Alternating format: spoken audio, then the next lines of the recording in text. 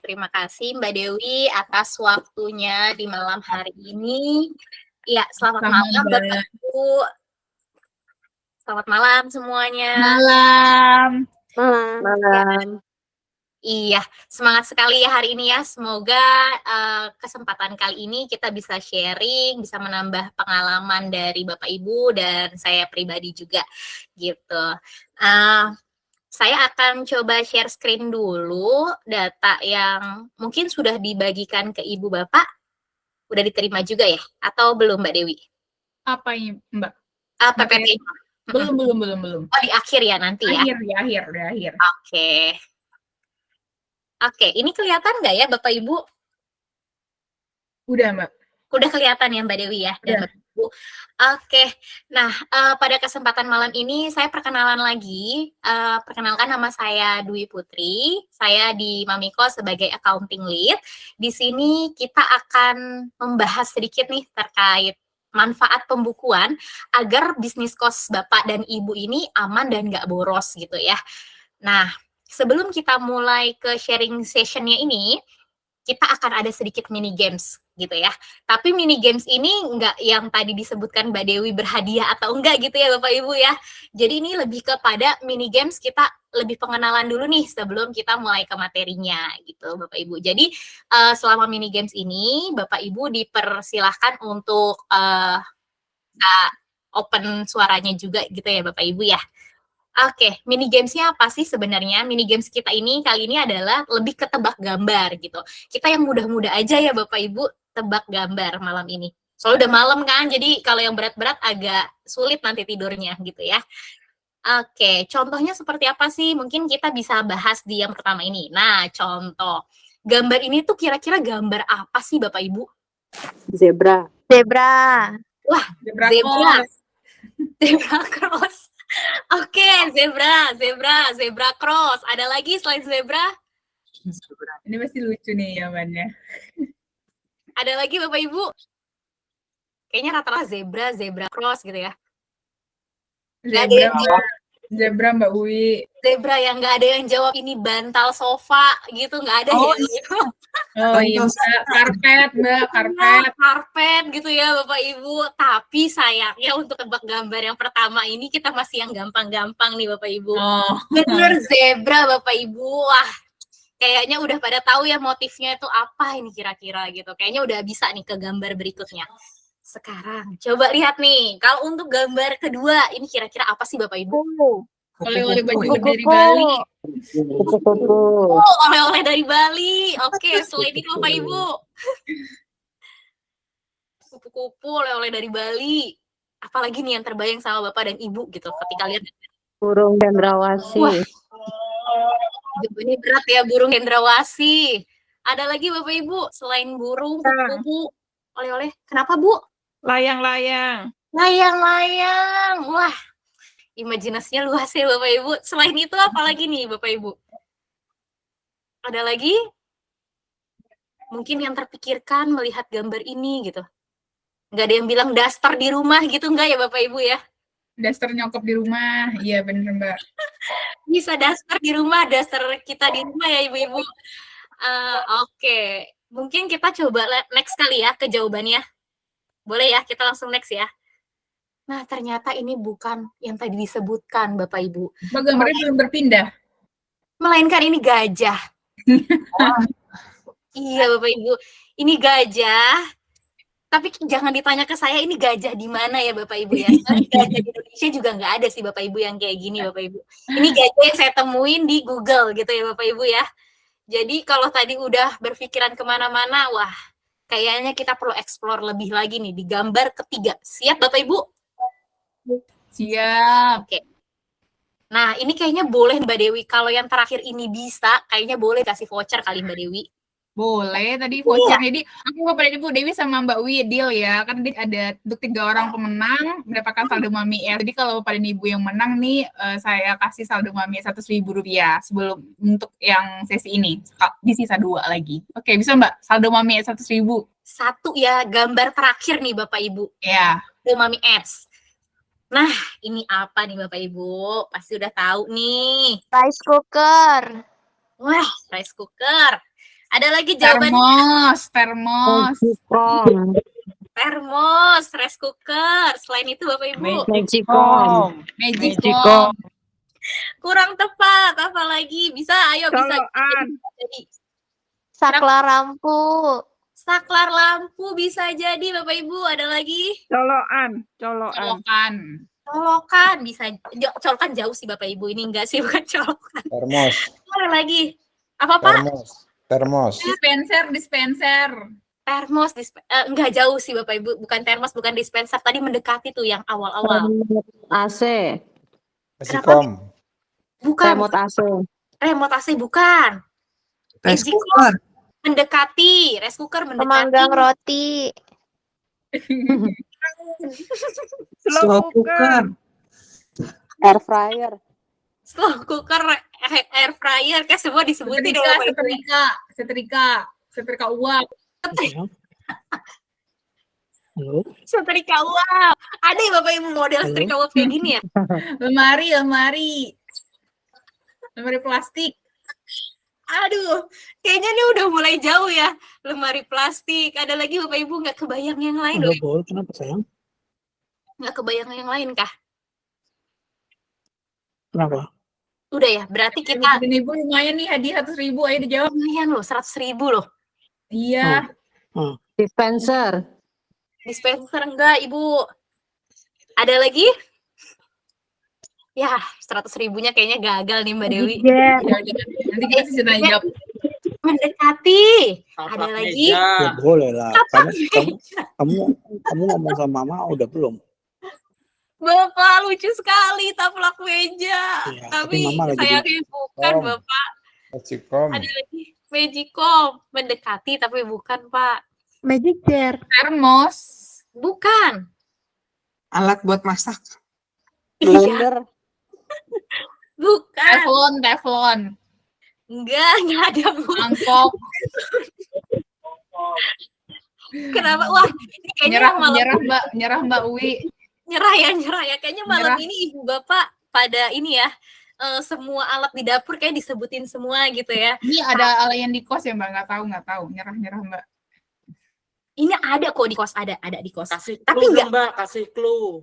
bener yang tadi Magicom, Magic Jar bisa, betul. Tapi kurang tepat. Cosmos Boleh. tempat nasi. Mereknya sekarang ya Pak, bukan. Panasonic. Nyerah, Mbak. Nyerah ya, Nyerah Mbak. nyerah ya. Oke, kita Ya next. udah hadiahnya hangus. Nah. Yongma, Yung, Kalau pakai Google search itu rice cooker Vicense tuh. Oh Mbak Kris, lu kok jago. sampai searching loh, dilihat dari gambar, masukin gitu ya Pak ya ke Google, apa yang keluar? Ternyata Pak, kalau saya googling, yang keluar adalah ini Pak. Allah. Pernah ngeliat gak Bapak Ibu iklan yang Ramayana? Banget Ramadan. Iya, yang menjelang Ramadan. Ramayana nih begini nih Bapak Ibu. Aduh. Iya, jadi Benar, tidak- benar. iya, di luar nalar. Jadi ternyata apa yang disebutkan Ibu Bapak, apa yang appears, apa yang terlihat sama kita itu bisa jadi dieksplor lebih, bisa jadi dilihat lebih, dan ternyata jawabannya itu bukan yang umum gitu ya Ibu Bapak ya. Oke, mini gamesnya sudah cukup. Mungkin nanti bisa dipilih kali Mbak dari yang aktif-aktif ini, bisa kita inilah sama Mbak Dewi Oke, gitu ya. baik. Nanti Mbak Uwi bisa ya tele aku, terus nanti Mbak Uwi yang pilih siapa yang aktif menurut Mbak Uwi gitu. Aduh, Mbak, ini lagi share screen, Mbak Dewi aja lah yang pilih. Oke, baik. Oke, kita next lagi ya Bapak Ibu ya. Sekarang kita akan ke topik utamanya nih Ibu Bapak. Terima kasih sekali atas antusiasme Bapak Ibu. Malam hari ini kita semangat untuk mendengarkan bersama-sama webinar tentang pembukuan nih Bapak Ibu. Sekarang kita sudah fokus semua, mulai ke materi yang pertama. Nah, sebenarnya di sini apa sih pengertian dari pembukuan bisnis ya, bisnis cost itu sendiri yang akan kita bahas dalam malam hari ini. Pembukuan itu sebenarnya proses dalam mencatat dan mengelola informasi keuangan dalam bisnis cost. Pembukuan ini penting nih untuk apa sih? Untuk kita bisa tahu arus kas kita, kemana perginya kas-kas kita, terus kita bisa mengukur kesehatan keuangan dalam bisnis cost kita. Selain itu, kalau kita melakukan pembukuan yang baik, pemilik kos itu dapat membuat keputusan dengan tepat. Nah, makanya pentingnya adanya pembukuan bisnis Ibu Bapak. Karena kalau kita tidak catat cuma, oh ya udah selama ini ada masuk, kita keluar, masuk, keluar, kita nggak bisa nih menentukan kira-kira perlu nggak sih kita ke depannya membeli sesuatu, atau perlu nggak sih kita untuk ekspansi sesuatu. Informasi itu kan didapatkan setelah kita menganalisis nih, gitu ya Ibu Bapak, dari usaha bisnis kita, kelangsungan usaha bisnis. Oke. Nah, ini lebih lanjut lagi sebenarnya apa sih manfaat dari pembukuan dalam bisnis kos? Di sini kita akan bagi menjadi 4 Ibu Bapak, fungsi utama. Yang pertama adalah monitoring. Monitoring ini apa sih maksudnya? Yang pertama adalah kita bisa mengontrol nih arus kasnya, kita bisa mengontrol juga alokasi modal yang kita punya. Sehingga kita tahu nih, kas yang kita miliki di bulan ini perlu kita keluarkan berapa sih? Atau kita harus simpan berapa sih ke depannya untuk menjaga supaya bisnis kita ini tetap berjalan. Yang kedua, untuk kita tahu nih keuntungan atau kerugian kita bisa monitor, oh bulan ini kita untung, bulan ini kita rugi, kita tahu gitu. Kita bisa monitor dari pembukuan itu sendiri. Yang kedua, controlling. Controlling ini ada 2 fungsinya. Yang pertama, untuk sisi controlling ya, kita bisa meminimalisir resiko adanya kehilangan aset dalam bisnis kita, adanya kecurangan, atau adanya ketidaktepatan dalam pengeluaran. Gitu ya Ibu Bapak. Jadi ketika kita udah catat nih, kita bisa tahu, oh aset kita kok bisa berkurang ya? Kita bisa tahu, kita akan aware itu bukan dalam mengingat Ibu Bapak. Mengingat mungkin iya, kita akan mengingat, tapi kita nggak akan mengingat sedetail pembukuan. Kita tidak akan bisa mengingat mungkin 12 bulan transaksi secara detail. Gitu. Nah, untuk meminimalisir itu, makanya dilakukan pembukuan. Itu bisa dalam sisi controlling. Yang kedua, kita bisa memisahkan antara aset pribadi dan aset bisnis. Kadang-kadang ini yang suka kita lupa nih. Sebagai owner, kadang-kadang kita akan berpikir, oh uang yang kita punya itu adalah uang bisnis. Uang bisnis adalah uang kita. Gitu. Nah, sehingga kalau misalkan tidak adanya pemisahan dari aset pribadi dan bisnis, itu akan mengacaukan bisnis tersebut. Kita nggak akan tahu berapa benar-benar uang yang dihasilkan dari bisnis. Berapa uang yang dipakai untuk bisnis. Kalau misalnya kita masukkan semua uang kita untuk bisnis, kita tidak pisahkan nih. Kita mau beli keperluan pribadi, ambil duit dari bisnis. Kita butuh tambahan modal, kita ambil duit pribadi. Itu tidak akan bisa melihat seberapa efisiennya bisnis kita, seberapa sustain-nya, seberapa oke-nya bisnis kita ini. Gitu ya, Bapak Ibu ya. Yang ketiga, fungsi dari pembukuan ini adalah sebagai bentuk evaluasi dari bisnis. Kita bisa mengevaluasi nih, kira-kira bisnis kos kita ini layak tidak sih untuk dijalankan? Ada yang perlu diimprovisasi tidak dalam bisnis ini? Kalau misalkan kita lihat nih, oh rugi terus, apakah keputusannya untuk udah deh tutup bisnis kos? Tidak Bapak Ibu. Tapi kalau misalnya kita rugi terus, kita bisa mengevaluasi apa kira-kira yang bisa meningkatkan penghasilan atau mengurangi beban, sehingga kita akan pergi dari rugi menjadi keuntungan. Gitu Ibu Bapak. Selain itu, yang keempat, bisnis kos ini kan pasti tidak akan niatan kita itu punya bisnis ya Ibu Bapak, nggak mungkin cuma, oh sebulan, 2 bulan, setahun, 2 tahun.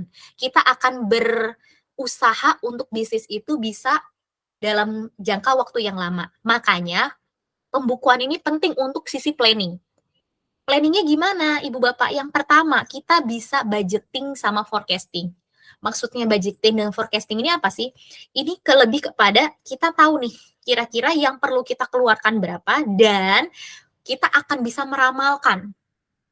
Kira-kira nih, ketika kita melihat term, contoh ya Ibu Bapak, kita udah menjalani bisnis dari tahun 2023. Mendekati ke sekarang sudah di 2024. Di bulan Maret nih, kita bisa tahu kira-kira Maret ini pendapatan kita akan naik atau turun ya. Melihat dari setiap individunya gitu Ibu Bapak. Jadi kita bisa lebih ke forecasting nih. Kita bisa meramalkan berapa sih penghasilan kita ke depannya. Gitu ya Ibu Bapak. Karena kita melihat nih dari pembukuan periode sebelum-sebelumnya kita ini punya penghasilan akan okupansinya seberapa banyak.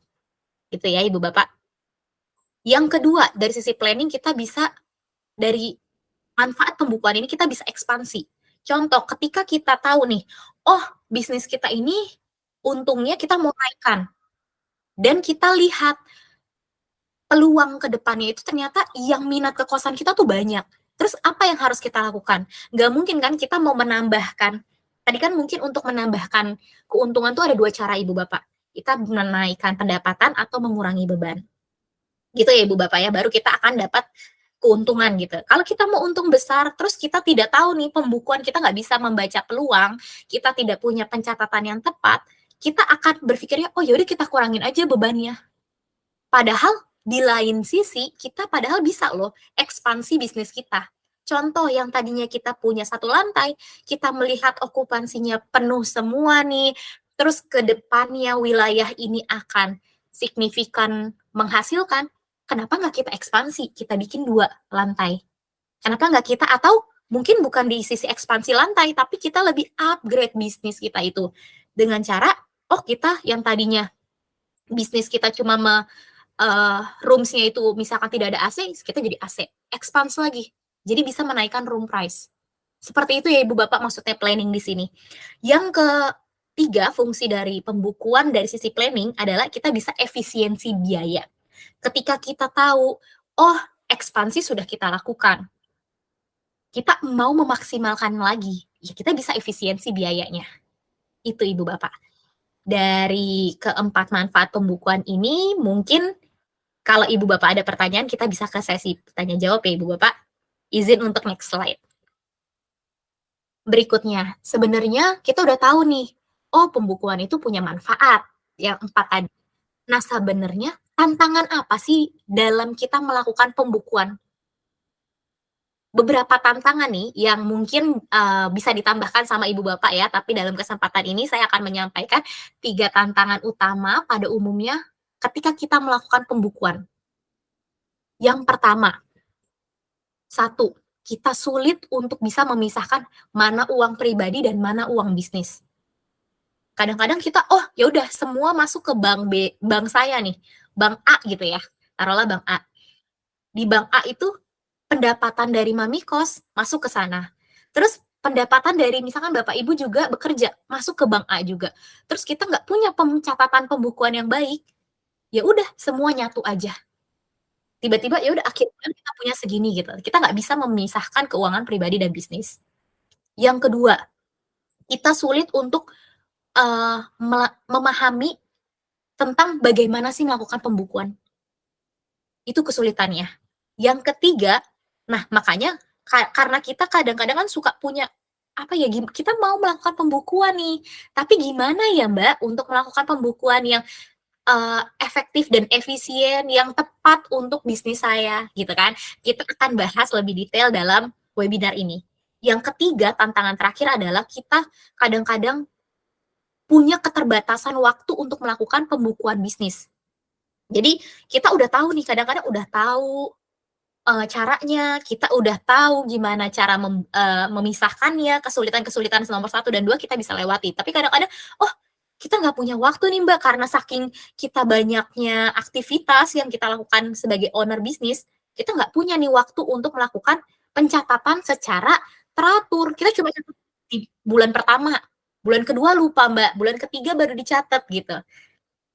Kadang-kadang kesulitan yang ketiga ini yang paling common ketika kita sudah memasuki webinar ini, kita udah tahu nih, paham nih pembukuan gimana, tapi kadang-kadang kita nggak punya waktunya. Nah makanya Ibu Bapak, ketika kita udah tahu manfaatnya apa, kita harus memaksimalkan waktu yang kita punya untuk melakukan pembukuan untuk bisnis kita sendiri juga.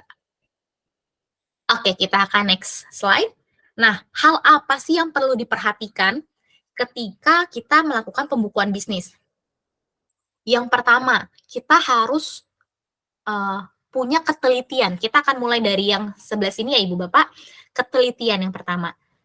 Ketika dalam mencatat laporan pembukuan gitu ya, atau informasi yang kita tentang terkait keuangan, baik pendapatan ataupun beban, kita harus teliti.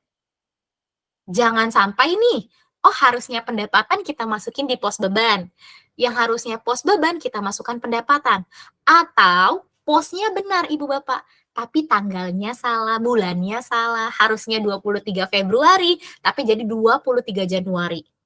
Atau tanggalnya benar, posnya benar, tapi ketika kita mengisikan detail informasinya salah. Contoh kita pembayaran listrik. Harusnya pembayaran listrik 2 juta, tapi kita tulisnya pembayaran gaji 2 juta. Nilainya benar nggak? Benar. Tanggalnya benar nggak? Benar. Masuknya ke pos beban, tapi apakah informasinya benar? Itu yang harus kita teliti. Karena informasi yang benar itu karena pembukuan itu bukan cuma pembukuan Ibu Bapak, tapi pembukuan yang berhasil itu ketika kita bisa memberikan informasi dengan benar, dengan real, maka dibutuhkan ketelitian. Itu yang pertama. Yang kedua, apalagi sih hal yang perlu diperhatikan? Kita harus memiliki SDM yang memadai. Kalau seandainya Ibu Bapak tidak memiliki waktu nih, oh Mbak saya terlalu sibuk nih karena bisnis saya itu nggak cuma bisnis kos, tapi ada bisnis-bisnis yang lain. Oh iya, izin sebentar ya Ibu Bapak.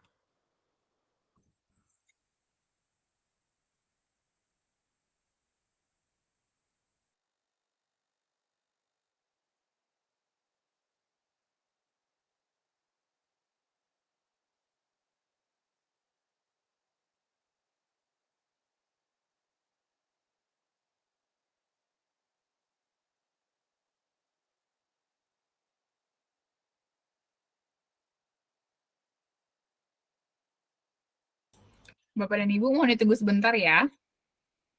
Jadi Bapak dan Ibu kalau udah ada pertanyaan, silakan tulis pertanyaannya di kolom chat buat nanti sesi tanya jawab. Oke. Oke, mohon maaf ya Ibu Bapak, Mbak Dewi. Ada gangguan sedikit karena jamnya jam segini, jadi anak di rumah udah mulai manggil-manggil gitu ya. Oke, yang kedua kita tadi ngomongin tentang SDM yang memadai.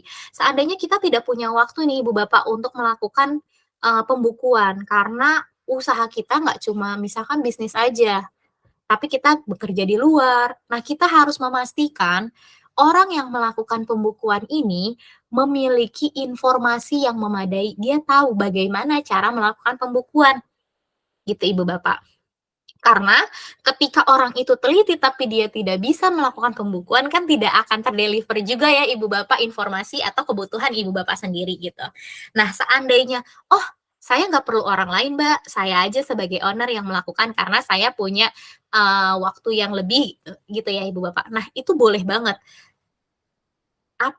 Terus bagaimana bisa menjadi SDM yang memadai dengan melakukan atau mengikuti webinar ini. Itu Ibu Bapak sudah mengupgrade diri Ibu Bapak sendiri untuk, oh kita akan melakukan pembukuan yang sesuai itu seperti apa, gitu ya Ibu Bapak ya. Yang dibutuhkan bisnis saya itu seperti apa. Yang ketiga, hal yang perlu diperhatikan adalah ketika kita sudah melakukan pembukuan itu kan pasti berdasarkan dokumen ya Ibu Bapak ya. Dokumen ini biasanya kita akan misalkan contoh ya Ibu Bapak beli keperluan toilet di Alfa gitu ya, atau kita beli atau melakukan pembayaran listrik. Setelah kita melakukan pembukuan, apakah dokumennya itu ya sudah biarkan saja? Kan nggak mungkin ya Ibu Bapak, kita nggak mungkin setelah udah melakukan pencatatan terus sudah dokumennya dibiarkan saja. Kita tidak bisa melakukan itu karena kita harus menyimpan dokumen pendukung, yaitu dokumen-dokumen yang digunakan untuk melakukan pembukuan dengan baik, secara soft copy ataupun hard copy. Kalau saya bilang kan selama ini kita biasanya dapatnya yang hard copy ya Ibu Bapak. Kalau kita bisa punya soft copy, itu oke, lebih baik. Tapi kalau kita tidak punya soft copy, kita kan sekarang mungkin bisa untuk scan gitu ya Ibu Bapak lewat handphone, scan dokumennya atau foto dokumennya. Jadi kita simpan si hard copy dan soft copy. Seandainya hard copy itu hilang atau rusak, kita masih punya dokumen secara soft copy. Jadi simpan dengan baik. Yang keempat, setelah kita simpan dokumen, dokumen pembukuan kita itu harus disimpan, dokumen pembukuan, dokumen pendukung secara soft copy kita simpan secara G Drive. Karena kenapa? Kalau biasanya kita simpan secara lokal di komputer, ada kemungkinan kerusakan komputer atau amit-amit asetnya hilang, gitu ya Ibu Bapak. Jadi kalau kita punya pencatatan via G Drive ini adalah secara cloud ya Ibu Bapak. Nah, ini kita bisa meminimalisir resiko yang terjadi jika laptop tiba-tiba rusak atau ngehang atau hilang. Kita masih punya filenya, gitu Ibu Bapak. Jangan lupa di backup juga gitu ya. Melakukan pembackupan atau pengiriman ke email pribadi. Yang kelima, paling penting dari keseluruhan circular ini adalah konsistensi. Karena tanpa adanya konsistensi, tidak akan ada pembukuan yang dapat memberikan informasi yang dibutuhkan. Karena kalau kita cuma di Januari saja, terus di Januari bolong 1 transaksinya, itu nggak akan memberikan informasi yang real dan nggak akan sama gitu, karena kita nggak konsisten. Selain itu konsisten dalam hal apa? Bukan pencatatannya aja, konsisten ketika kita mencatatkan pendapatan itu. Detailnya adalah ada nama tenannya, ada nomor kamarnya, konsisten lakukan itu Ibu Bapak. Karena kalau ada 01 kita akan bingung nih. Oh, ketika kita butuh informasinya, tenan A itu ngekos di kosan nomor berapa ya? Bulan 1 dia di 01 kamar 1. Di bulan 2 kok kosong informasinya? Karena kita nggak konsisten mengisinya informasinya. Karena kan bisa saja tenannya pindah kamar gitu ya. Jadi perlu diinformasikan dengan konsisten, lakukan konsistensi dalam pengisian pembukuan. Gitu. Oke, berikutnya ini, pembukuan bisnis cost ini meliputi apa saja sih Ibu Bapak gitu ya. Yang pertama, pendapatan kos. Gitu. Pendapatan kos ini apa sih? Pendapatan kos ini adalah pencatatan sewa bulanan, pemasukan lainnya, dan rekonsiliasi penerimaan. Nah, di sini pencatatan pendapatan dari penyewaan kamar harus dilakukan secara rutin dan terperinci informasinya. Karena semakin rinci informasi yang kita sampaikan, itu bisa memberikan informasi lebih kepada kita ketika kita ingin melakukan pengambilan keputusan. Termasuk, apa sih rinci itu? Rinci yang dimaksud adalah pembayaran sewa bulanannya, jika ada biaya tambahan, lalu berapa periode sewanya, tenannya namanya siapa, nomor kamar, serta tanggal terimanya, tanggal terima di bank gitu ya. Berikutnya adalah untuk bisnis cost yang sukses itu membutuhkan pembukuan yang teratur dan akurat. Ini mungkin udah sering disampaikan tadi sebelumnya, jadi ketika kita mau melakukan pembukuan itu harus teratur dan akurat. Contohnya di bawah sini Ibu Bapak. Kita ini informasi sedikit ya mungkin Ibu Bapak untuk bagaimana sih kita bisa mencatatkan bagian pendapatan kos.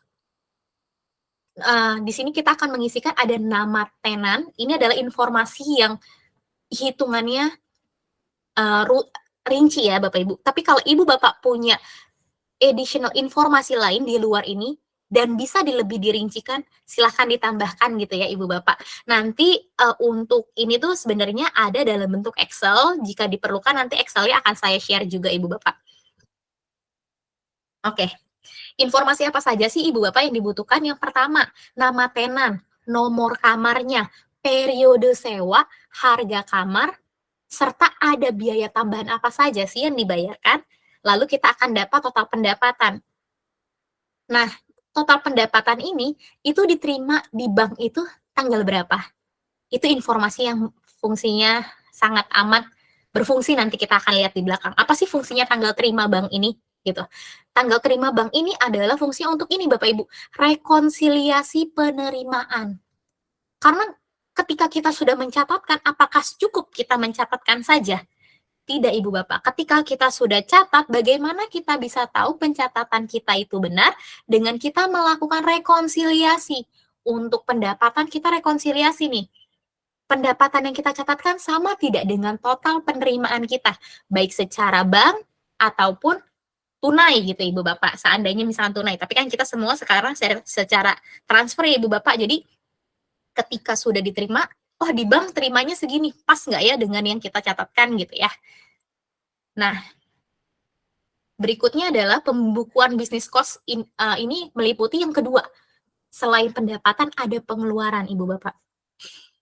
Pengeluaran ini merupakan pencatatan terhadap contoh biaya operasional, meliputi biaya listrik, air, IPL gitu ya, perawatan dari kos-kosan Ibu Bapak, atau biaya umum lainnya, seperti mungkin pembayaran gaji penjaga kos gitu ya Ibu Bapak. Selain itu, pengeluaran operasional apalagi sih yang dicatatkan, yaitu pembelian perlengkapan dan kebutuhan kos. Seandainya kita tahu nih, oh kosan kita itu bagian toiletnya butuh nih, ada beli apa saja. Contoh kalau di sini mungkin kita bisa lihat ada pembelian toilet dan dapur gitu ya. Contoh pembelian air galon, kamper gitu, sabun sampo, untuk keperluannya kos-kosan. Tapi perlu diingat, pengeluaran operasional ini merupakan pengeluaran untuk kos-kosan Ibu Bapak. Jadi bukannya pengeluaran pribadi gitu ya. Karena kita tadi harus setujui bersama tujuan dari pembukuan ini untuk memisahkan kepentingan pribadi dan bisnis gitu Ibu Bapak. Nah, pembukuan pengeluaran ini dengan efisiensi pengeluaran, terus transparansi keuangan juga, bisnis cost dapat mengoptimalkan profitabilitas. Maksud di sini adalah ketika kita nih udah efisien, setiap pengeluaran kita nggak ada yang berlebih, semuanya adalah tepat. Terus kita catatkan semua secara transparan. Bisnis cost itu bisa meningkatkan keuntungannya atau profitabilitasnya. Sistem pembukuan itu bisa mengidentifikasi tren dan peluang penghematan yang dapat meningkatkan hasil keuangan secara signifikan. Karena ketika kita tahu nih, oh ada pengeluaran pembayaran maintenance misalkan, maintenance perawatan AC, kita tahu kita akan lakukan di bulan pertama sama bulan ketiga.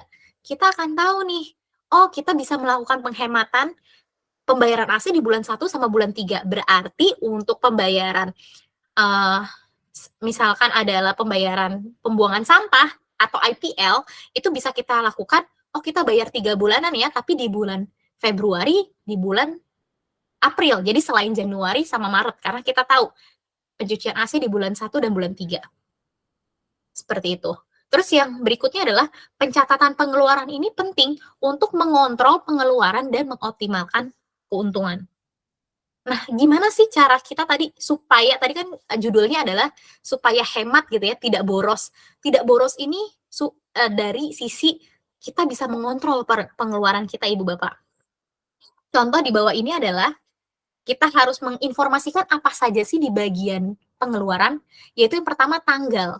Tanggalnya, periode kapan, lalu suppliernya itu siapa sih gitu. Jadi kita kalau misalkan pun kita ganti-ganti supplier, kita tahu, oh kalau beli galon, misalkan air galon di toko ini, ternyata harganya segini. Kalau kita beli lebih banyak di supplier yang satunya lagi, lebih murah gitu. Jadi nama supplier ini sangat penting untuk kita bisa menentukan kira-kira jika ada perbedaan harga, perlukah kita mengganti supplier? Gitu Ibu Bapak. Yang ketiga, kategori biaya ini adalah maksudnya fleksibel dan tetap itu apa? Jadi kalau tetap adalah biaya yang kita keluarkan, baik dia itu kosannya penuh sekali atau misalkan terisi setengah. Contoh, kalau kita bayar gaji penjaga atau gaji security di dalam kos-kosan kita, itu kan mau dia isinya 10 orangnya atau isinya cuma 5, itu kan kita bayar gaji penjaga kosan atau security itu sama, makanya disebut kategorinya ini tetap. Kenapa perlu nih kategori biaya ini? Karena kategori biaya ini akan bisa membuat forecasting ke depannya gitu ya Ibu Bapak. Kita akan secara cepat lagi. Nah, kategori biaya ini kita akan kategorikan dia itu pembayarannya apa sih, dan detailnya ada di sebelah kanan. Contoh, pembelian kebutuhan toilet dan dapur, detailnya, oh beli kamper karbol, oh sabun sampo atau air galon. Berapa sih harga per unit gitu ya Ibu Bapak, dan berapa jumlahnya yang kita butuhkan. Dan ini adalah totalnya. Kalau yang fleksibel tadi saya bilang, itu adalah dia mengikuti jumlah dari isi tenan kita. Contoh Ibu Bapak, misalkan kita tahu nih kebutuhan untuk beli sabun sampo di dalam satu kamar itu biasanya setiap bulan 25.000. Nah, jika okupansi kita itu dalam bulan Februari ada 10 kamar dan 10-10-nya penuh, berarti kan kita akan beli 25.000 kali 10. Tapi jika terisinya itu 6, kita bisa tahu 6 atau 10 dari mana? Apa kita hitung manual? No, Ibu Bapak. Kita bisa lihat dari yang pendapatan sini. Dari pendapatan kita bisa tahu, kira-kira ada berapa orang sih yang perlu, ada berapa kamar yang perlu kita isi gitu. Nah, dengan kita melakukan pencatatan dan kita tahu nih, pendapatannya segini, ada 6 orang. Contoh ya Ibu Bapak, ini ada 1, 2, 3, 4, 5, 6 di bulan Februari. Ada 6 orang pendapatannya, ada 6 kamar berarti yang terisi. Lalu apakah perlu nih kita beli sabun sampo sampai 20 gitu? Untuk misalnya, Mbak 20 ini untuk stok, oke Ibu Bapak nggak apa-apa untuk stok 20. Tapi apakah harus setiap bulan kita beli 20, 20, 20? Kan tidak Ibu Bapak, makanya kita bisa melakukan efisiensi, tidak boros dengan cara itu Ibu Bapak. Kita bisa tahu nih, terisi berapa, kita punya saldo awal tuh berapa sih si sabun sampo, dan yang perlu kita beli berapa, gitu Ibu Bapak. Nah, berikutnya, untuk metode pembukuan bisnis ini sebenarnya ada 2. Ini disesuaikan dengan usaha Ibu Bapak.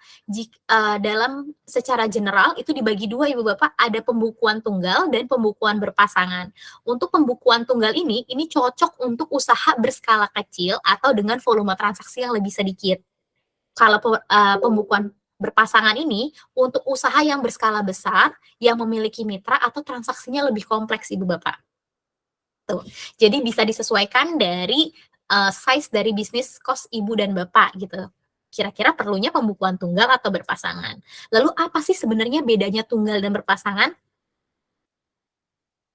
Nah, ini. Kalau untuk pembukuan tunggal itu Ibu Bapak, dia akan seperti ini. Dia seperti mutasi di dalam bank gitu ya. Seolah-olah kayak mutasi bank. Ada pemasukan, ada pengeluaran. Di sini kita akan isikan tanggal, lalu bulannya bulan kapan, transaksinya apa nih? Pendapatan Mami Kos. Di bulan 1, pendapatan Mami Kos pemasukannya 8 juta. Itu Ibu Bapak. Nah, saldonya 8 juta. Berikutnya adalah tanggal 5, kita bayar listrik nih. 2.050.000. Saldonya berapa? Itu contoh pembukuan tunggal. Jadi setiap ada pengeluaran atau pemasukan secara cash basis itu adalah secara real, uangnya keluar atau uangnya masuk kita catatkan. Gitu Ibu Bapak. Mohon izin Ibu Bapak sebentar.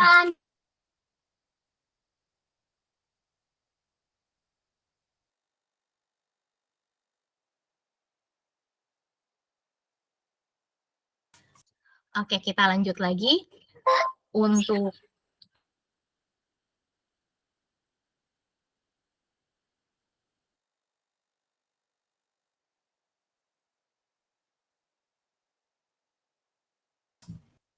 Oke, kita lanjut lagi.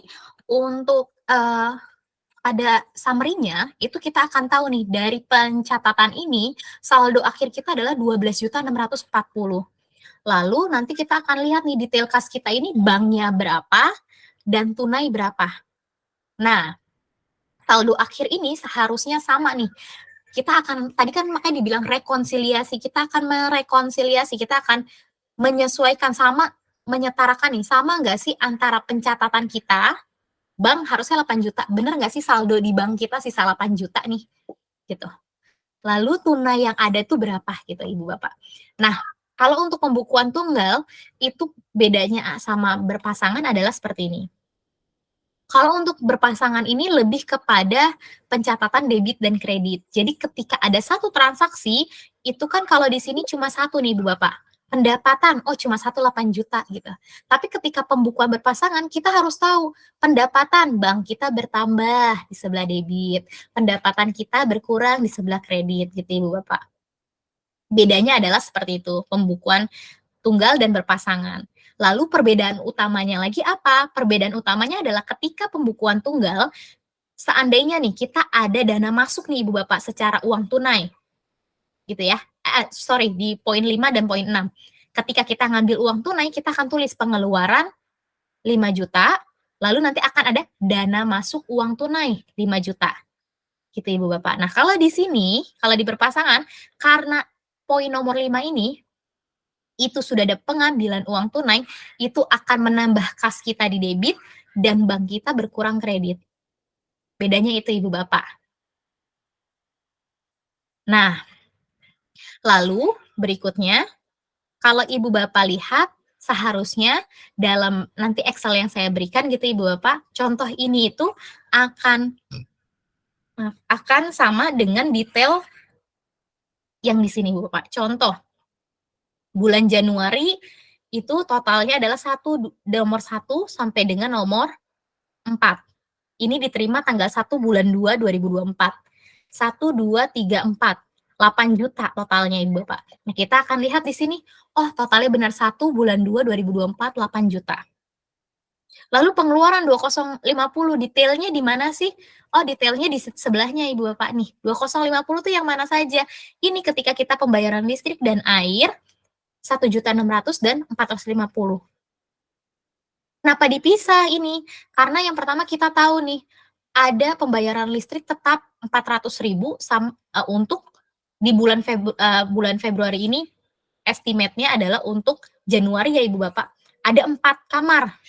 1, 2, 3, 4. 4 kamar. Lalu di sini ada add listrik nih Ibu Bapak. Add listriknya ada berapa? 1, 2, 3 gitu.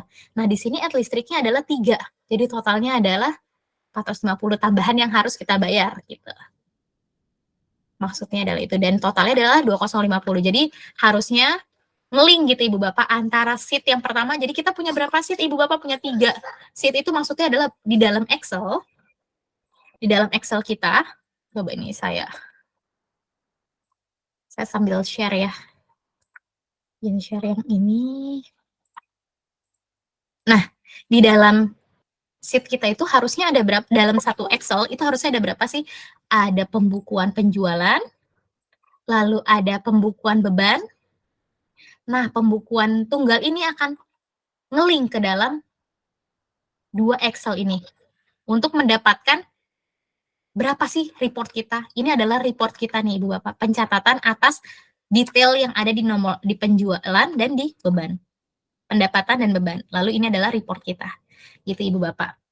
Lalu kalau tadi pembukuan berpasangan, itu detailnya akan bisa untuk membuat laporan laba rugi. Kalau Ibu Bapak pernah mendengar sedikit, neraca dan laba rugi, itu kurang lebih bentuknya terbentuk dari si berpasangan ini, Ibu Bapak. Jadi ketika udah kita lakukan pencatatan secara berpasangan, hasilnya sama, 12.0640, baik tunggal maupun berpasangan.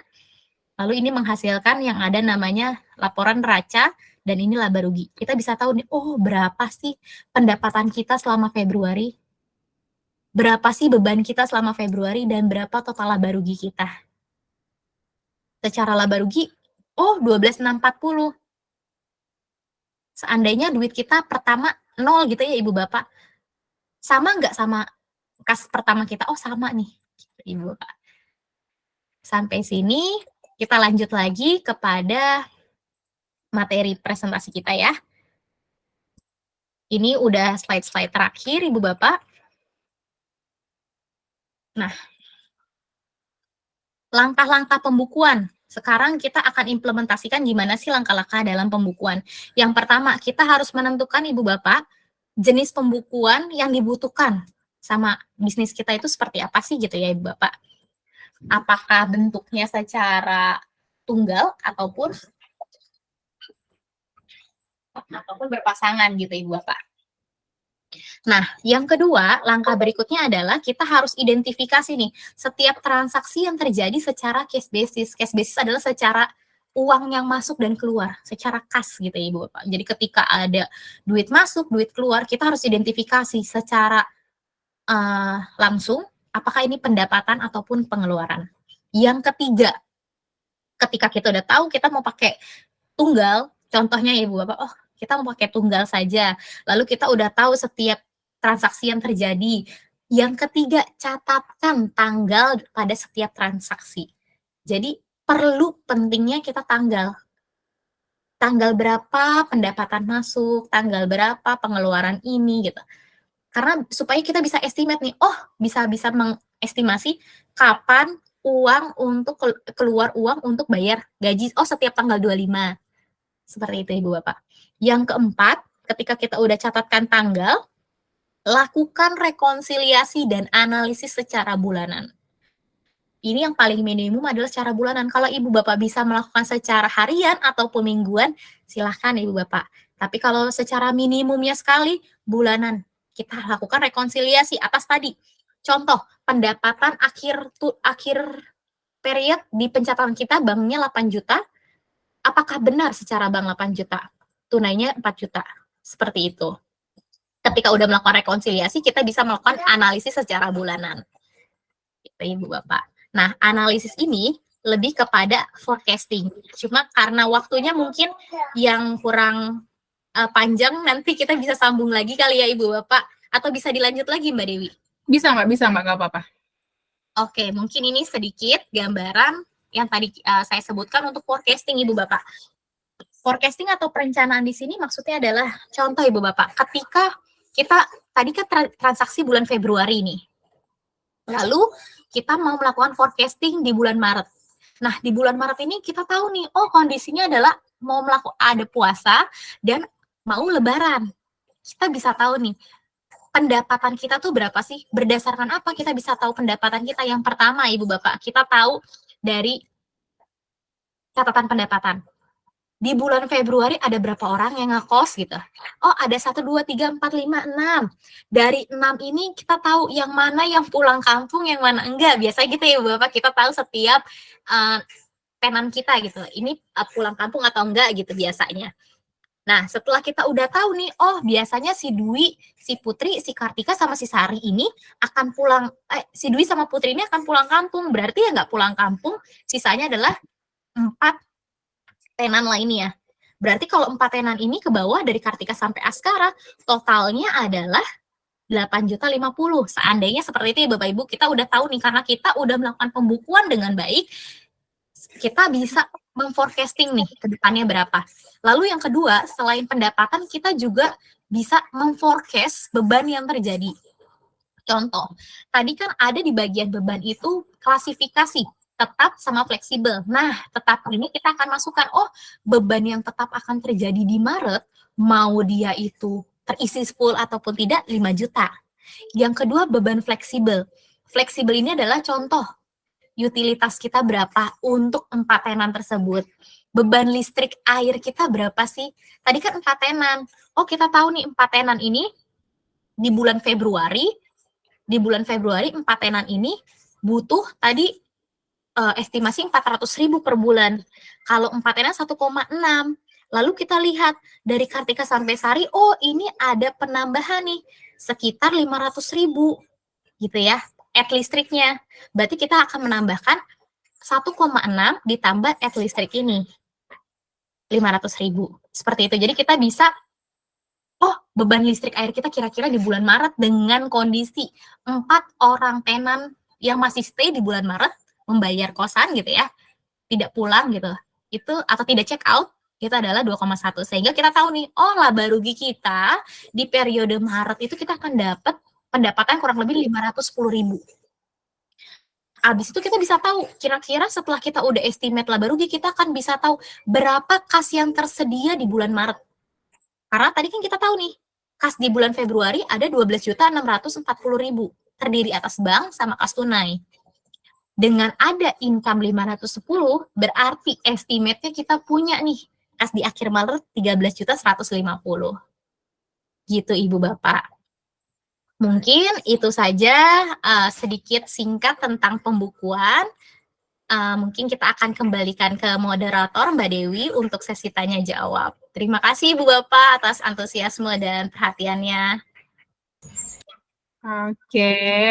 Wah, materinya mantap sekali Mbak Uwi, makasih. Ini dari Bapak dan Ibu udah japri aku, materinya bagus banget Mbak Uwi, katanya gitu.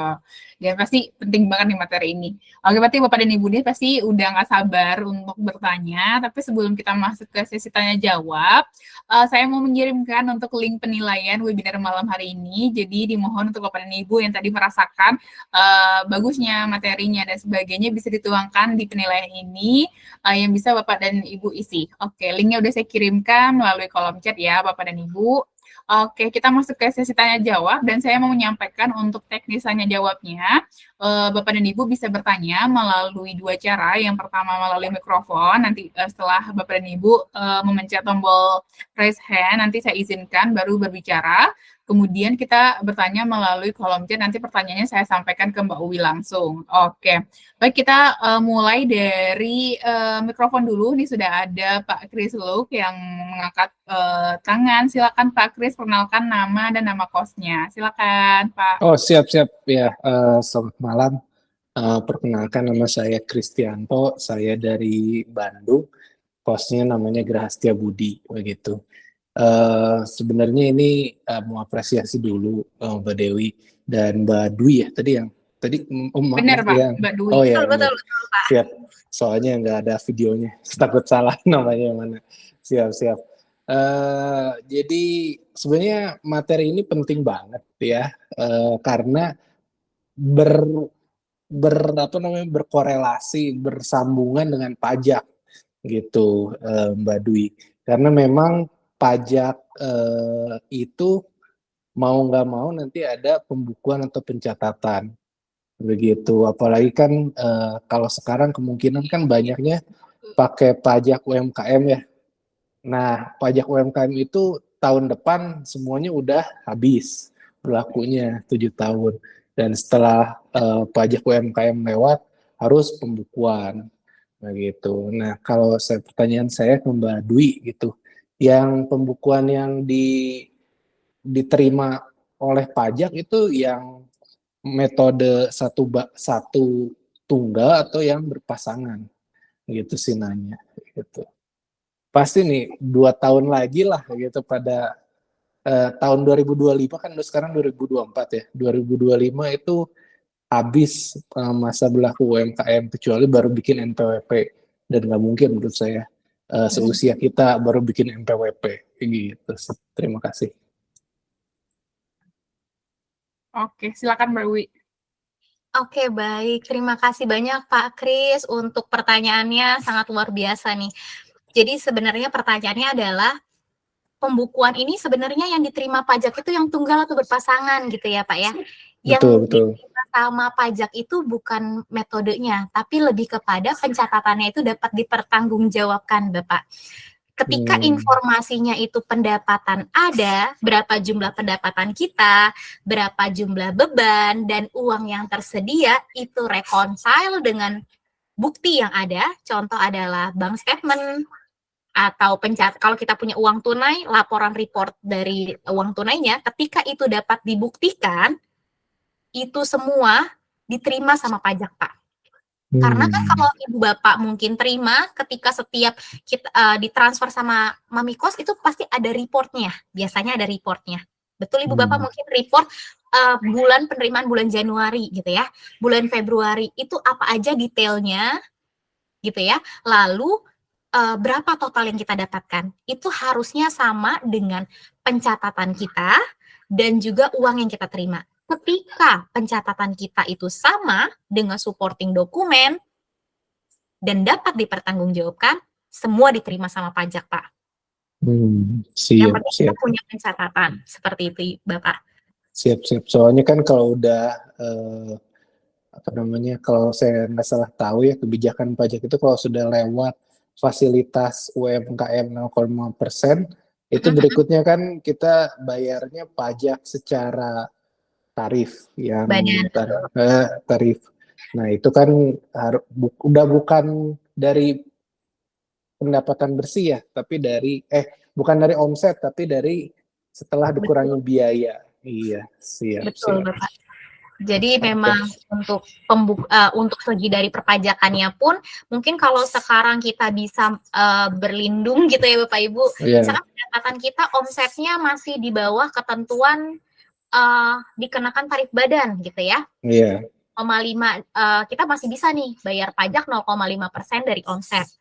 Kalau misalkan pendapatan kita sudah melebihi dari ketentuan yang ada, kita akan sistemnya bukan UMKM lagi. Berarti bisnis Iya. Bapak Ibu udah seperti bisnis badan gitu ya. Udah berbentuk PT, berbentuk bukan PT ya, berbentuk badan lah, badan usaha yang Iya. harus dipertanggungjawabkan secara pencatatannya. Sehingga pajaknya pun dihitung dari betul tadi laba ruginya, total laba rugi. Bukan dari omsetnya, tapi dari pendapatan yang sudah dikurangkan sama beban. Berapa sih laba rugi kita, baru dikalikan sama tarifnya. Karena tarifnya juga berbeda, Ibu Bapak. Kalau misalkan UMKM 0,5%, kalau misalkan yang badan 25%. 22 ya. Siap. 22 sekarang gitu ya. Kalau yang sebelumnya 25, sekarang 22 gitu, Ibu Bapak. Siap tahun depan tuh. Siap. Oke deh, makasih Mbak Dewi. Mbak Dewi. Iya. Sama-sama Pak Kris. Oke, siap. Kita ke pertanyaan selanjutnya. Dari kolom chat nih, Mbak Dwi. Lumayan banyak. Ada pertanyaan dari Mbak Ibu Siti Siva. Ada 3 pertanyaan, Mbak. Tapi kita kasih satu-satu dulu ya. Pertanyaan dari Ibu Siti Siva. Izin bertanya, saya sudah melakukan pembukuan bisnis sekitar 2 tahun ini. Sementara pakai Google Sheet karena yang pembukuan saya dan 1 orang lagi, jadi bisa mengisi bareng. Satu, apa ada aplikasi yang lebih efektif dan free? Kemudian pemasukan kos saya bagi menjadi 4 pos, maintenance, sedekah, pengembangan aset, dan untuk pengelola. Hanya saja saya masih bingung dengan pencatatan bulanannya karena masih gabung dengan pencatatan bulan sebelumnya. Mohon saran untuk yang ini gitu. Silakan Mbak Wi. Oke, mohon maaf sebelumnya kalau ada background suara games gitu ya Ibu Bapak. Gak apa-apa Mbak. Oke, kalau izin menjawab pertanyaan Ibu Siti Syifa, yang pertama itu apakah ada aplikasi yang lebih efektif dan free? Ibu Bapak, untuk saat ini yang bisa saya sarankan adalah benar Google Sheet. Karena kita bisa simpan secara cloud, lalu kita bisa sharing isinya. Jadi nggak perlu diisi oleh Ibu Bapak 1 orang doang, tapi bisa lebih dari 1 orang yang memiliki akses atas file tersebut. Jadi sementara kalau yang bisa saya informasikan adalah yang efektif dan free ini adalah masih pakai Google Sheet. Jika ada yang lain mungkin nanti akan saya sampaikan mungkin ke Mbak Dewi ya, tapi saat ini yang saya ketahui juga dan yang masih user friendly adalah Google Sheet gitu Ibu Bapak. Terus yang berikutnya ini pemasukan kos kan dibagi menjadi 4 pos gitu. Ada maintenance, sedekah, pengembangan aset, dan untuk pengelola. Hanya saja bingung untuk pencatatan bulannya. Oke, ini mohon maaf Ibu Siti izin mungkin bisa diberikan informasi lebih lanjutnya. Maksudnya bingungnya karena tergabung itu seperti apa Ibu? Mungkin apakah yang pertama pencatatan sebelumnya itu sudah ada catatan secara tanggalnya kah? Mungkin boleh dilengkapi Ibu Siti. Ibu Siti boleh dilengkapi ya di kolom chat, atau kalau Ibu Siti di sini bisa lewat mikrofon juga, nggak apa-apa. Sepertinya belum Mbak, belum ada tanggapan. Kalau misalkan saya membaca secara sekilas, Ibu. Oh, udah ada Mbak. Jadi nyatet urut gitu pengeluaran dan pemasukannya. Oh, jadi langsung mungkin secara ke bawah gitu ya, pendapatan, pengeluaran, tapi nggak tahu yang mana pendapatan, yang mana pengeluaran gitu. Karena kalau saya, mungkin gini kali ya Ibu Siti, mohon maaf saya coba. Jadi kan kalau misal pembukuan tunggal ini kita ada pemasukan dan pengeluaran gitu ya Bu ya. Nah, saat ini Ibu cuma catatnya ke 1 nih, misalkan pendapatan, pembayaran, kayak gini, lalu semuanya ini 8 juta gitu ya Bu ya. 8 juta 12 dalam 1 pos. Nah ini langsung gini ya Bu Siti. Jadi dalam 1 ginian langsung tiba-tiba totalnya berapa gitu ya. Betul seperti ini Bu? Kalau iya, bener nggak ya? Betul ya. Nah karena Ya, karena bentuknya udah satu seperti itu, ke depannya gimana, Bu, Mbak, gitu ya, mohon sarannya. Kalau misalkan Ibu bisa mengklasifikasi dari plus minus tersebut, bisa Bu mulai dipisahkan, mana yang pendapatan, mana yang beban. Jika itu memungkinkan, Bu. Namun jika tidak memungkinkan gimana? Selagi ending beban tahun lalu itu masih sama dengan aset yang ada, contoh adalah kita banknya itu sama, total secara bank, oke kita akan perbaiki di tahun ini gitu. Jadi lebih ke depannya aja Ibu. Kalau jika tidak memungkinkan untuk dipisahkan. Tapi jika memungkinkan untuk dipisahkan, bisa dipisahkan melalui pos yang tadi, pemakaiannya yang tunggal, lalu pendapatan dan beban.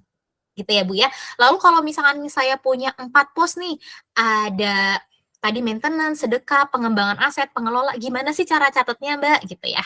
Nah, cara catatnya itu sebenarnya adalah udah dipisah nih Ibu Bapak. Tinggal kita klasifikasikan saja di sini.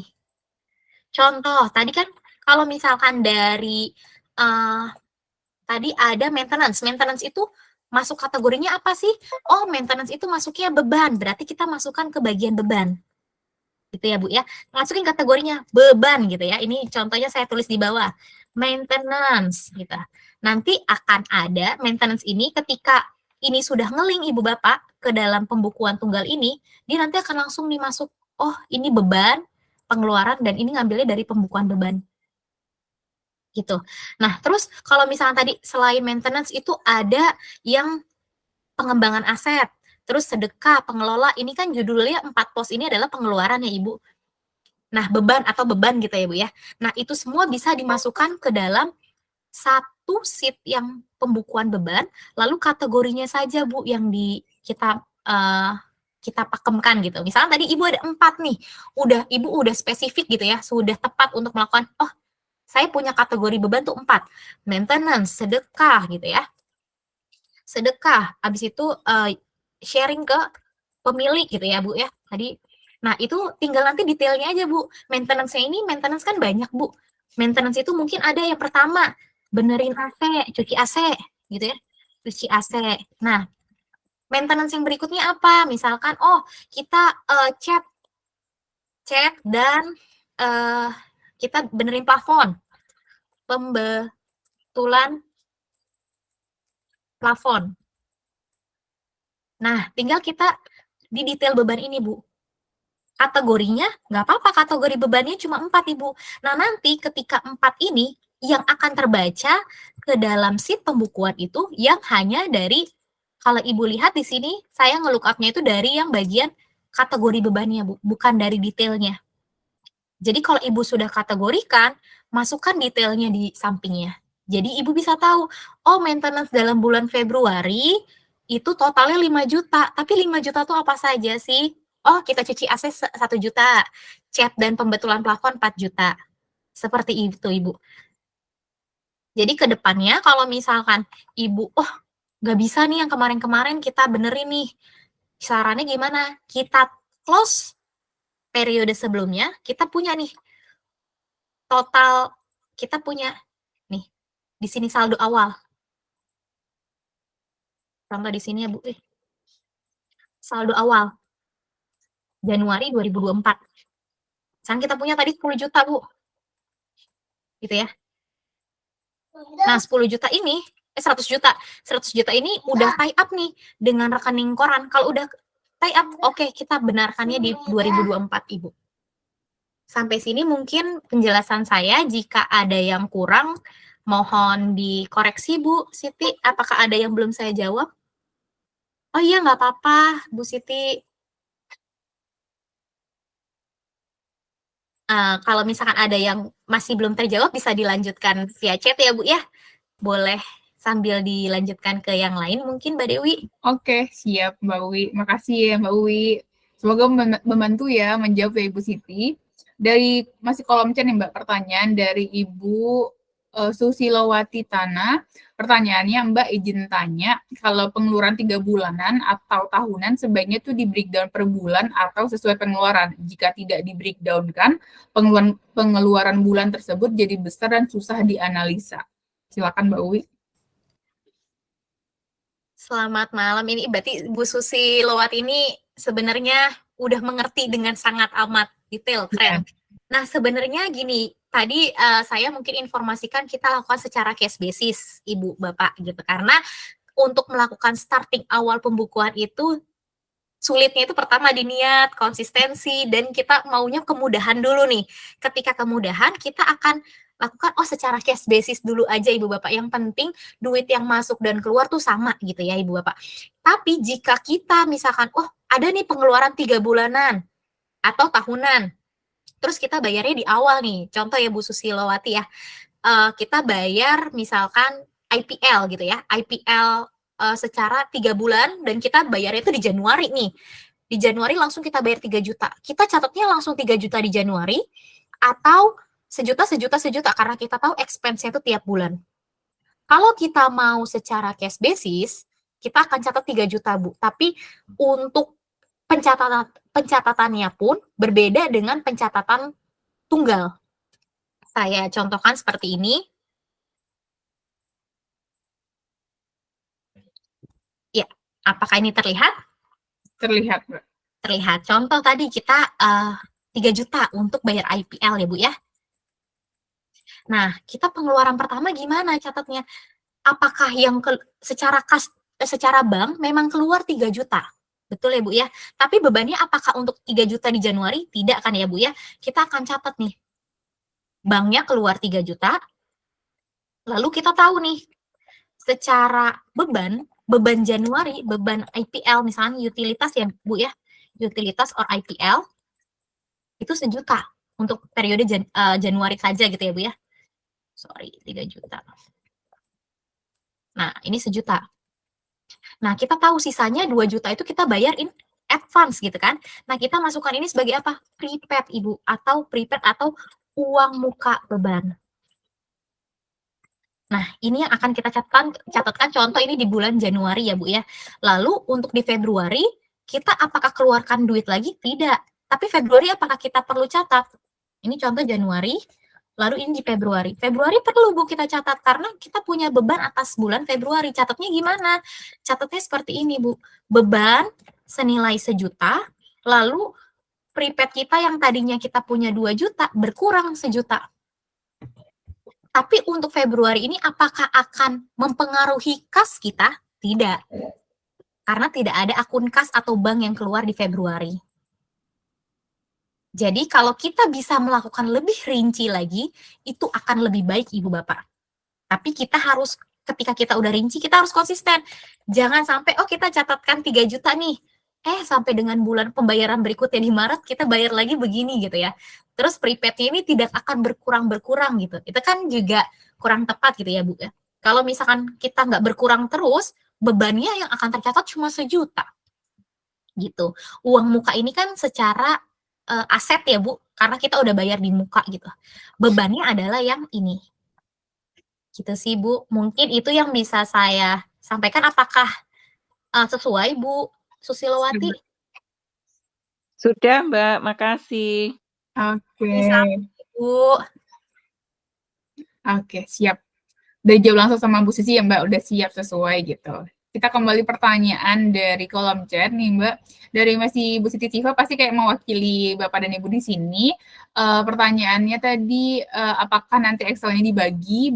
Ibu nanti Excel yang dibikin sama Mbak Uwi nanti akan dibagi, nanti akan saya share melalui WA saya ke WA Bapak dan Ibu pada hari Senin ya. Jadi mohon ditunggu Bapak dan Ibu. Untuk sementara mungkin saya kirimkan melalui kolom chat, jadi Bapak dan Ibu bisa unduh kalau memang mau butuh segera gitu mau lihatnya. Oke, ini dari pertanyaan Ibu Parawesti Rahayu, Mbak. Mau bertanya, selama ini sudah membuat pembukuan namun masih sederhana dan tidak merekonsiliasi dengan saldo di bank dan tidak mencantumkan tanggal. Bagaimana jika sudah terlanjur dan bagaimana solusi ke depannya? Sama mau tanya jika kita juga menjual air minum, menerima biaya tambahan, jika ada menginap dan ada profit apa dimasukkan ke pembukuan. Silakan, Mbak. Oke, baik. Terima kasih Bu Prawesti untuk pertanyaannya. Yang pertama tadi, jika selama ini membuat pembukuan tapi tidak rekon dengan bank itu seperti apa? Yang pertama dilakukan adalah kita nggak melakukan rekonsiliasi sebelumnya, tapi kita bisa melakukan rekonsiliasi karena kita punya pencatatan dan kita punya saldo rekening yang akan masih tercatat. Jadi, walaupun sebelumnya kita tidak melakukan rekonsiliasi, kita bisa loh melakukan rekonsiliasi sekarang. Lalu jika misalkan ketika kita melakukan rekonsiliasi Ibu Bapak, lalu ada perbedaan gitu ya. Misalkan, pencatatan kita itu menurut pencatatan bank kita itu ada 20 juta, tapi secara bank itu kita punya cuma 18 juta. Nah, berarti 2 juta ini di pencatatan Ibu sama Bapak di periode sebelumnya, pertama, coba di cross check lagi. Apakah ada pencatatan yang masih bisa diidentifikasi? Gitu ya, Bu. Kalau jika, pendapatannya tidak bisa teridentifikasi lagi nih, Mbak, dokumennya sudah hilang. Oke, bisa apakah pembayaran melalui bank? Jika iya, coba lihat mutasi banknya. Gitu ya, Bu. Kalau misalkan makanya sebenarnya saya lebih sarankan untuk bisnis itu kita menggunakan sistemnya bank. Karena di situ tercatat secara jika kita ada yang lupa, kita bisa cek lah ke mutasi gitu ya, Ibu Bapak. Lalu kalau misalkan, nggak secara bank gitu ya, apa yang harus dilakukan? Oke, ketika sudah tidak sama antara pencatatan dan sesungguhnya, kita harus gimana? Kita harus menyesuaikan pencatatan dengan yang sesungguhnya, gitu ya, Ibu Bapak. Jika memang sesungguhnya cuma 18 juta, berarti kita tulis di akhir periode 2023, kita tulis rekonsiliasi atas perbedaan saldo bank. Kita tulis yang harusnya 20 juta, berarti kita minus 2 juta.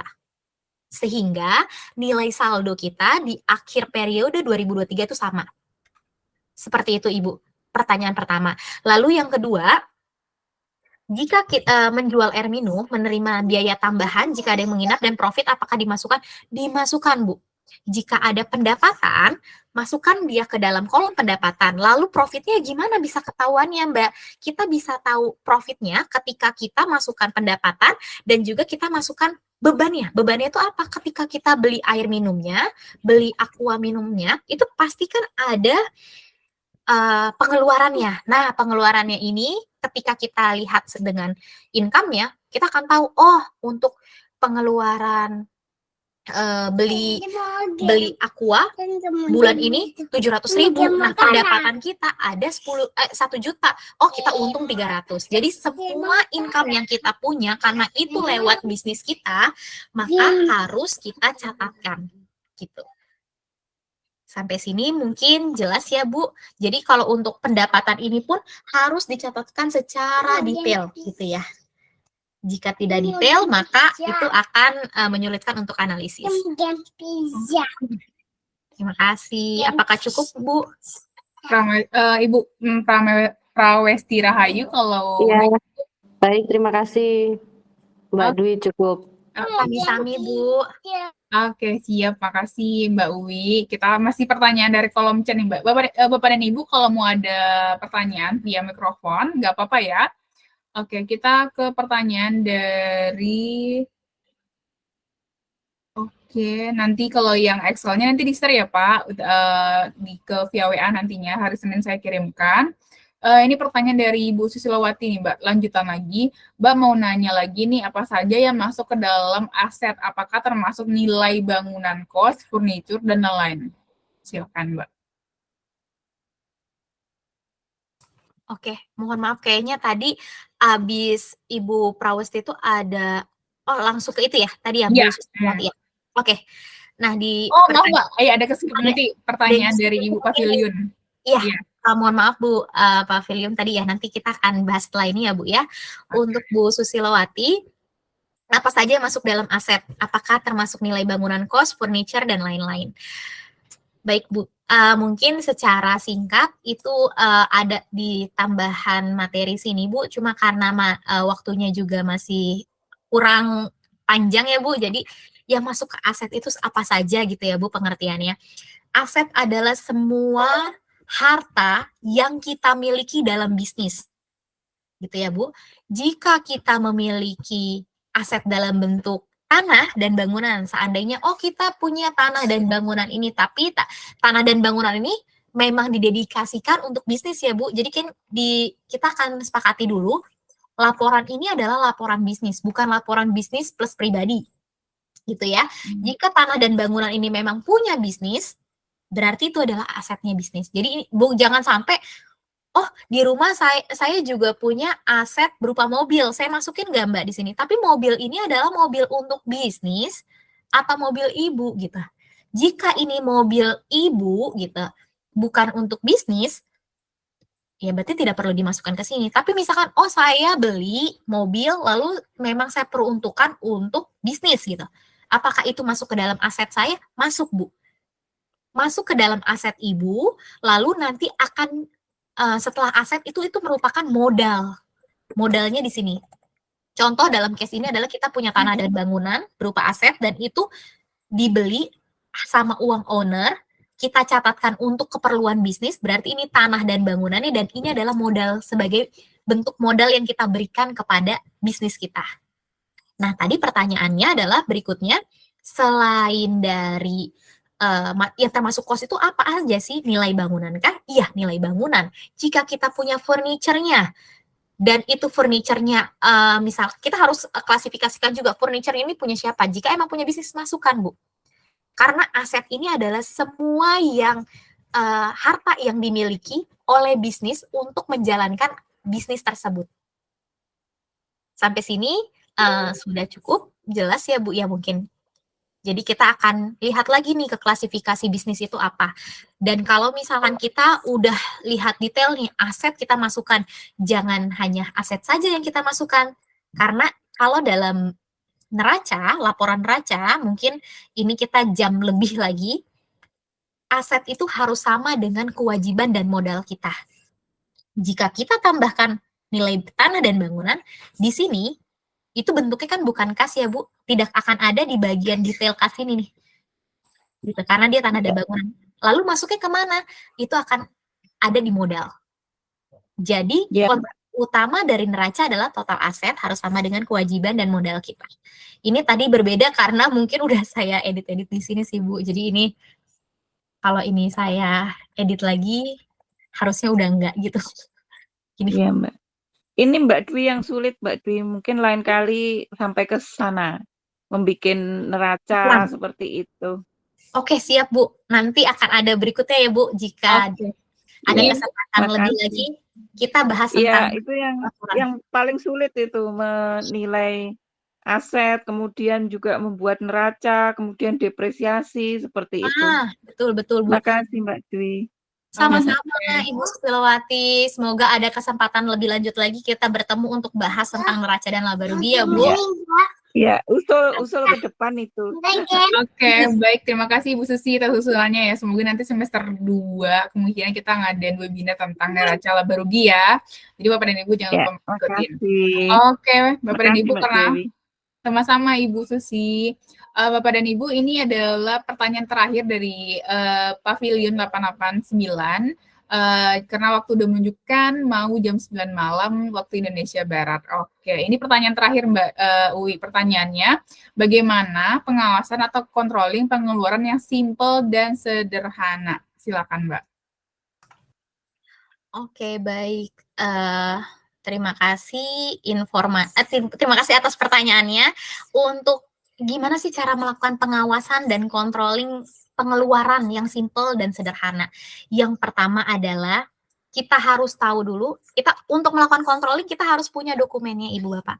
Dokumennya itu kita harus punya dan kita harus save. Dan ketika kita melakukan controlling, kita harus lihat antara pencatatan dan pengeluaran, pencatatan dan dokumen yang ada itu sama atau tidak. Itu yang pertama. Controlling yang sederhana adalah lebih ke detailnya. Yang kedua, secara total. Kita bisa lihat dari rangkuman pendapatan dan pengeluaran, lalu berapa kas kita, jika reconcile antara kas yang dihasilkan dari pencatatan dan yang tersedia, berarti kita bisa bilang, kita udah bisa pegang nih. Itu udah udah sesuai lah, tapi kita belum tahu benar atau enggaknya. Lalu kita harus lihat lagi ke pengeluarannya ini. Tadi kan untuk pengawasan controllingnya, untuk pengawasannya gimana sih sebenarnya? Karena kan sebenarnya yang lebih ditakutkan adalah fraud atau adanya pengeluaran-pengeluaran yang bersifat pribadi gitu ya Ibu Bapak. Nah, kita harus lihat juga setiap dokumen itu harus di-ACC. Setiap ada pengeluaran, kita harus sebelum adanya pengeluaran kita pasti lakukan forecasting nih. Kita tahu setiap tanggal 25 harus atau setiap bulan itu harusnya yang pengeluaran yang terjadi itu adalah biaya gaji setiap tanggal 25 dengan harga yang tetap. Kita tahu nih fixed cost kita apa atau biaya tetap kita apa. Jadi kalau di luar biaya tetap dan di luar dari forecasting kita nih, biaya fleksibel itu harus kita waspadai gitu. Kalau ada pengeluaran-pengeluaran yang ganjal, kita bisa lihat sebenarnya dalam sebulan ketika kita udah lakukan pencatatan, kita melakukan forecasting. Ketika kita melakukan forecasting, harusnya jika tidak ada perubahan pendapatan dan kita sudah melakukan forecasting yang baik, harusnya pengeluarannya sama dengan aktual. Jika ada perbedaan, itu yang perlu kita waspadai. Itu dalam sisi controlling. Lalu kalau untuk pengawasan ya tadi, sebelum adanya pengeluaran, perlu adanya ACC dari owner jika pengeluaran tersebut dilakukan oleh SDM yang lain. Gitu Ibu atau Bapak Pavilion.